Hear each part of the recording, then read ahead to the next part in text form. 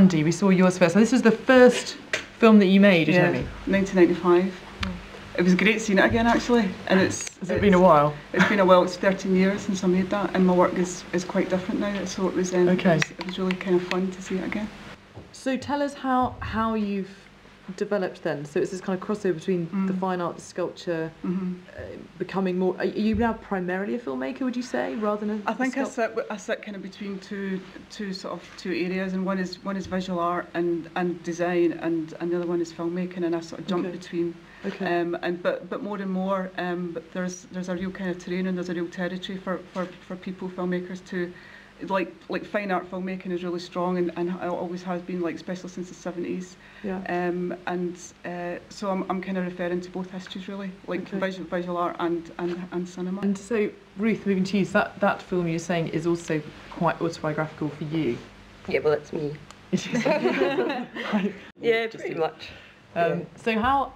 Well, for a start, why did you want to put that into a film? It's kind of bringing this new idea together for a postgrad film, and I just didn't feel that passionate about it, and what I kept being told was write about what you know, and I was very aware of it at the time that I was maybe using alcohol as an excuse to get away with certain things, and I wouldn't want to go as far as to say I was an alcoholic. I really wasn't, but I wasn't using it correctly, and because that was being more consuming at the time, it became apparent that I should maybe write about that, and I was feeling very guilty about it, so that was quite all-consuming.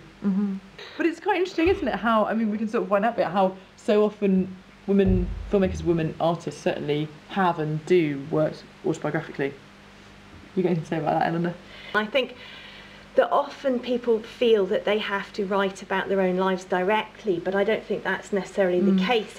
And I think you found a very good form for that. I think if we're too literal, it can actually be very inhibiting. But that to be able to use a kind of poetic language and to be able to, you know, express it visually and subconsciously means that we can put ourselves in there without completely exposing ourselves.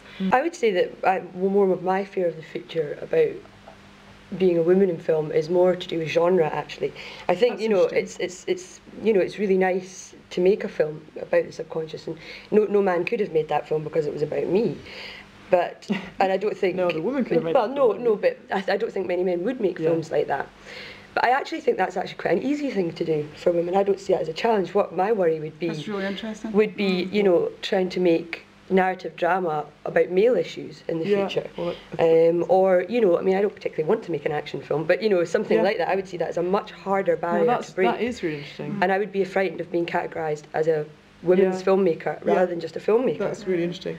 And that, because that is what tends to happen, isn't it? Is that women directors get given the jobs of, it's either chick flicks or it's emotional stuff. Whereas actually, if they're going to be able to make money and risk a career and make enough films, then there's got to be a commercial edge to it. I mean, I'm particularly interested in horror and the supernatural. It's kind of my area, and that is actually connected. I mean, the Gothic is a kind of female form of literature. I mean, the Brontes, etc., is actually, but it's kind of interesting how it has been kind of reappropriated from that and gone into quite a formulaic kind of action-driven gore fest.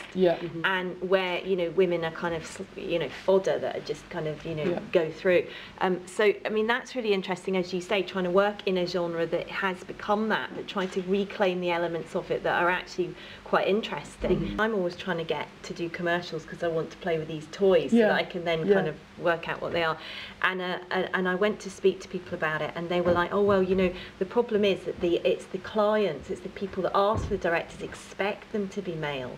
That if they're kind of female, there's not so much of a trust there, because you know, they might be a bit inefficient, a bit kind of dappy, maybe too emotional and not fast enough, not brilliant with the budget, you know. Have a baby and one day I got a phone call saying, oh, you know, we found something because it's about domestic violence, and we think that would be something that, you know, you as a female could do. But the point is, you never say that about guys ever. There's no kind of, well, we're better find a guy for this because it's got a lead guy. Do you know, it's like, it's I suppose they didn't default. get to do the domestic violence one, which is terrible. Touchy-feely one. And Mandy, you've just had a baby. He's here somewhere. He's outside now. No, childcare's an issue for me, but I'm still managing to work, and I'm making a new animated film. a kind of remake of Animal Farm, which was the first animated feature in 1957, which was kind of the CIA and Disney had a hand in it, and they kind of changed the ending. They changed Orwell's ending, and they made it a happy ending. And Orwell's widow apparently was livid. And so I'm remaking that, and I'm using drawings by primates, by chimpanzees and gorillas and orangutans, and to make that. So wow, so I'm juggling that and a baby who's like a little chimpanzee. So it's a whole zoo in your head. And so do you literally work when the baby's asleep? Yeah, it's hard. It's really hard. I need to sort it out. It's not. But yeah, I work when he's asleep. I've got a 16-year-old son, and I'm still trying to sort it out. And it really does affect your autonomy. There's no question about it. I mean, I have to do certain jobs a year. I have to work in kind of TV.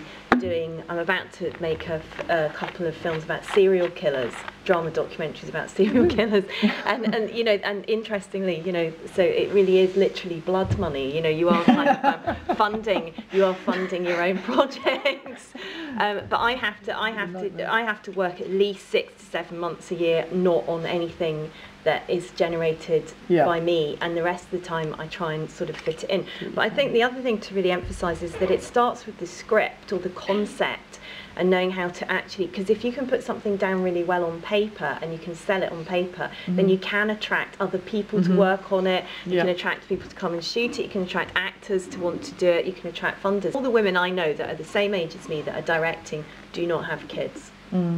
They have dedicated their life to their career because they had to do that to keep up. In terms of the short film programme, what we offer is just be able to work collaboratively. So as I say, people bring their scripts or bring their ideas, and you get feedback, you get development, there's a lot of discussion, you get training workshops around your work. So even though I'm saying, go and do it yourself, and you can do it yourself, what you don't get when you're working on your own is just any kind of feedback, any kind of collaborative support, particularly kind of because we do put a real emphasis on developing the work before anyone shoots anything.